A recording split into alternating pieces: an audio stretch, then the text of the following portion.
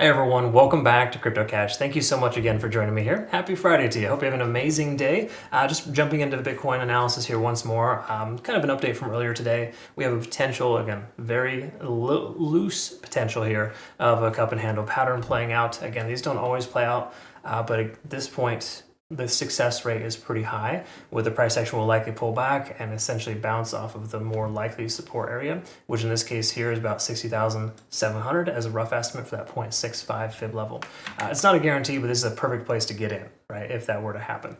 And now, when Bitcoin pulled back to the 62,400 mark, it held very strong. So the key takeaway here is that it may not pull back much further. In fact, at any point, seems pretty feasible here for Bitcoin. You just got to recognize we're getting close to the traditional market open, which usually is a good barometer of where the price action is going to stay, but it's also an indication that Asian markets might dump too. So we just got to be mindful and careful about that.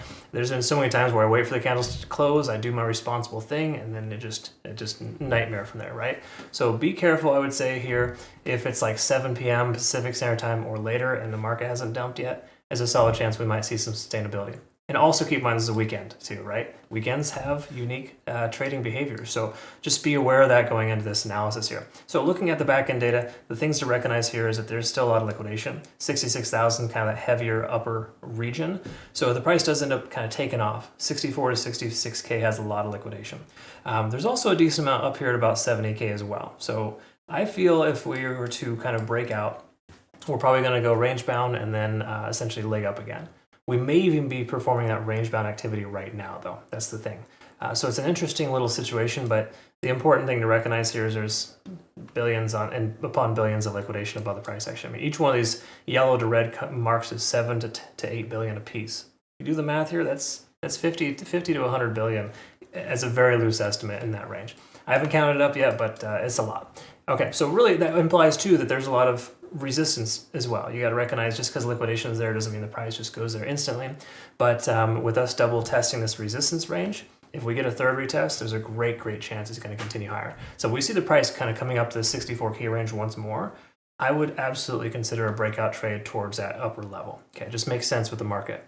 The only thing that's kind of, I have a little hesitation with is just the timing of the market right now. Again, you want to give things time to play out, but there's been so many opportunities missed in the market here, just the way things go. It moves when you don't expect it, and then it doesn't when you want it to. It's funny how it works. Suffice to say, daily time frame, we're still over 70 on the RSI, or sorry, over 50 on the RSI. No longer testing that 70 range. Stochastic's pulling back. Money flow index is high though, folks. We see MFI maintaining itself. RSI, those are really positive signs. It just kind of tells us that in the last 14 days, we've seen a significant amount of buying pressure, and even see some buying pressure here today and yesterday as well. And again, this is a 4-hour time frame. I misspoke. This is a 4-hour time frame, and that's really equally as important to recognize that in this transitionary time frame, that much volume is extremely beneficial. Let's jump out to the daily time frame just to kind of get perspective, like a baseline, because the thing that's really important to recognize is the moving averages and where we're at right now. Okay, so if we look at this here, we're getting tentatively rejected out by the 200-day SMA. That's right there with that resistance. So the probability of the price breaking through there is lower because of the fact that that's a strong resistance. We got a lot of confluence there, a lot of reasons why that'll probably hold itself or hold it in place, right? However, I feel confident that if we were to retest that level, there's a solid chance we're going to break it, just based on the overall momentum of this trend and just kind of how breakout patterns work. Okay. Now, again, that's just kind of foresight here. Hypothetically, we don't know if we're going to get up to that level yet, but we got a lot of reasons why. My money flow index is extremely high. Again, last 14 days here letting us know we got a significant amount of volume. We can also recognize RSI is not overextended yet. There's more room for upside. So I know it's probably confusing looking, it's like, wait a minute. How is Bitcoin not overextended? It had made a 10% move in like 2 or 3 days. Well, the truth is it's been a fairly healthy continuation, and there's a lot of consolidation too, so the chance of further upside is actually greater at this point. Having said that though, MACD, stochastic, everything is really kind of pointing up at this point, and the only thing holding us back again is that resistance at about 64K with that 200-day SMA.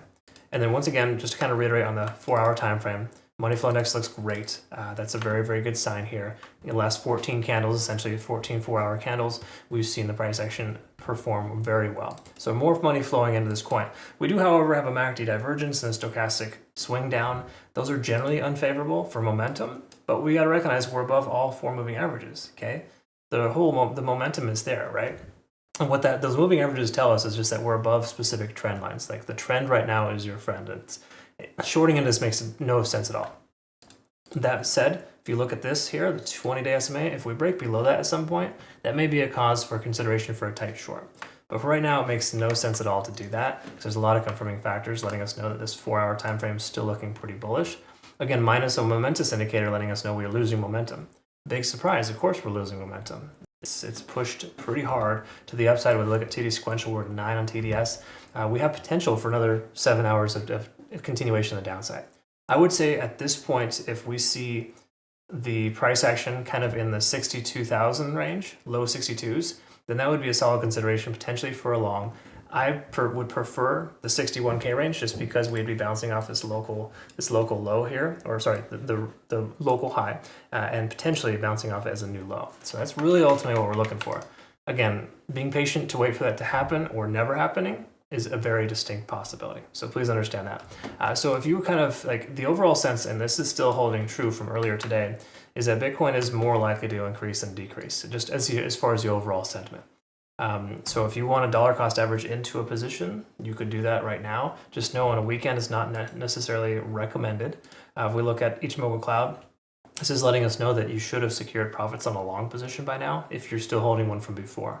It doesn't necessarily mean you should take a new one, but it just kind of tells us that you may want to consider waiting for another sign, right?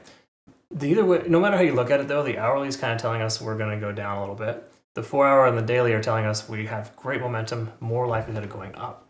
So we put all that together, there's still more propensity for this coin to increase in value versus going down. And that to me is important to recognize, okay? So whether or not you wait for a better opportunity that doesn't happen, or you consider getting in now, I think all signs kind of point up in the overall sentiment. Once more, we got this shorter term trend line, this macro trend line rather, that's looking very strong. However, the only caveat here, and again, this is never a guarantee, but most of the time it happens, you see these fair value gaps get filled. So I wouldn't necessarily recommend shorting to that level. You could do that if you maybe play with tight margins and you ensure you watch it closely. But I would just say a better choice here instead of taking a long right now would be probably to wait for that 61 to 62K range. And that's kind of what I mentioned in our our trade alerts section here. Again, if you're part of my Discord, you'll know I kind of recommend specific things here. And there's a lot of liquidation upwards to 66K, and that support levels are looking pretty good, but I'd rather you consider a long in the 61 to 62K range. Okay, so again, there's just kind of some things there to think about. That's me being patient, and sometimes I fight with that too. It's like, I really want to get in right now because there's a lot of momentum, but this being a weekend and Asian markets opening up soon, I wouldn't be surprised if they secure some profits and pull it back down to that level. So I'm just going to go ahead and have a kind of a loose alert in the 61K range, maybe 61.5, so I can reevaluate if we get there and consider maybe a long at that point. Maybe 2 entries, 61.5, and a secondary at 60.5. Okay, so we can get that little channel there and essentially buy that dip. Because again, this local high should work as a new low moving forward. All right, that's generally how it works. So if all goes well, we see a nice little cup and handle pattern, and we buy the dip and take off for the next leg up. That's essentially the goal. All right, so we'll see how it works out. But once more, try to be patient. This market right now is kind of crazy. When it comes to Bitcoin, though, I think patience is important. If you're going to be trading altcoins, keep in mind Bitcoin dominance is still rather high. A lot of alts are not quite going the way they should, but also some are doing way better than others too. So it's honestly a different story altogether. Alts are they're performing uniquely. What you want to look out for is altcoins that are doing better than Bitcoin, and they're not paired directly as a 1-to-1 ratio. So like SUI, for example, Celestia, even AVAX is just doing really well. So those are coins I cover. I got videos on that if you're curious. I hope you all have a good rest of your day, though. Deeply appreciate you watching. Don't forget to hit the like button, comment below if you get a chance. We'll see you tomorrow. Have a good one. Thanks again.